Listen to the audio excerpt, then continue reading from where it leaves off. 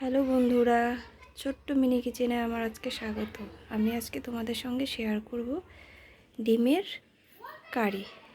তার জন্য যা যা উপকরণ আছে তোমাদেরকে দেখিয়ে দিচ্ছি। প্রথমে আমরা উনানটি ধরিয়ে নেব। এখন আমরা কড়াইটি বসিয়ে দেব উনানে। তাতে আগের থেকে পরিমাণ মতো জল দেওয়া ছিল। এখন ডিমটি দিয়ে দেব সেদ্ধ হওয়ার জন্য। আমাদের ডিমটা মোটামুটি সিদ্ধ হয়ে গেছে, এখন নামিয়ে নেব। এবার কড়াই বসিয়ে দিয়েছি, কড়াই গরম হয়ে গেলে দিয়ে দিব তেল। আমাদের কড়াই গরম হয়ে গেছে, এবার দিয়ে দিব তেল। এবার ডিমের মধ্যে সামান্য নুন দিয়ে দিব এবং সামান্য হলুদ দিয়ে মেখে নেব।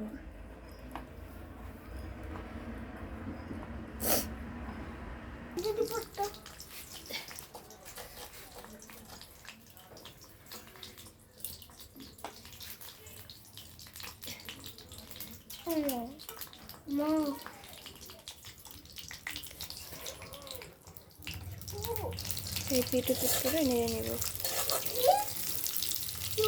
দেখো কত সুন্দর ভাজা হয়ে গেছে। পাত্রের মধ্যে নামিয়ে নিলাম। এবার আমরা একে একে আলুগুলো, আমাদের আলুটা সুন্দর করে ভাজা হয়ে গেছে, এখন নামিয়ে নিব। আর কড়াইতে একে একে গোটা লঙ্কা, তেজপাতা, এলাচ, দারচিনি নাড়াচাড়া করে নেব। আর কিছুটা ভাজা হয়ে গেলে তাতে দিয়ে দেব গোটা কাঁচা রসুন,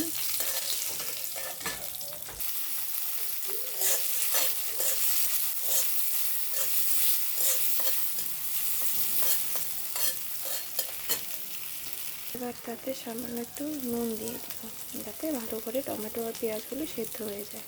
এবার আমি এতে আগে থেকে বেটে রাখা আদা, জিরা এবং লঙ্কা বাটাটা দিয়ে দেব। আমার মেয়ে যদিও লঙ্কা খেতে পারে না, তাই অল্প একটু লঙ্কা দিয়ে।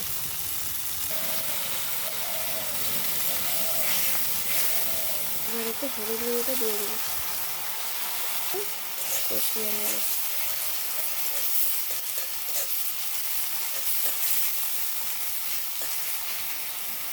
দেখতে কত সুন্দর হয়েছে না? মিনি কিচেনেও যে এত সুন্দর করে রান্না করা যায় সেটা দেখে না।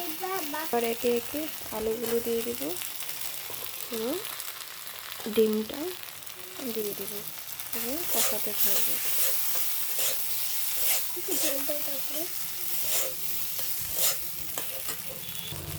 দেখো দেখতে কতটা সুন্দর হয়েছে।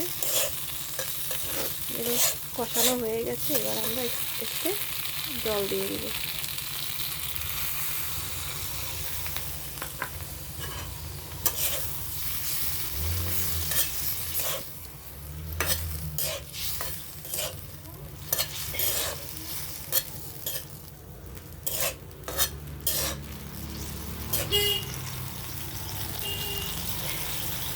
ফাইনালি আমাদের ডিম কষা রেডি। দেখো কেমন হয়েছে। যদি তোমাদের ভালো লাগে তাহলে লাইক, শেয়ার, কমেন্ট করো। এইভাবে বাচ্চাদেরকে রান্না করে খাওয়ালে বাচ্চারা খুব খুশি হবে।